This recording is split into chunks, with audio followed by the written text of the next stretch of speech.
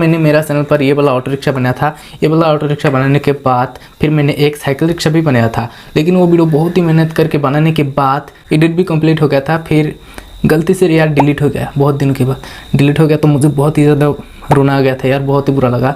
तो इसलिए आज का वीडियो कुछ इस टाइप का है, बनाया कैसे वो तो नहीं दिखा पाया। चैनल पर नए हो तो सब्सक्राइब कर सकते हो, क्योंकि आपको इस चैनल पर आपसे बहुत ही मज़ेदार वीडियो मिलने वाला है आगे। तो यार बाय, जय हिंद।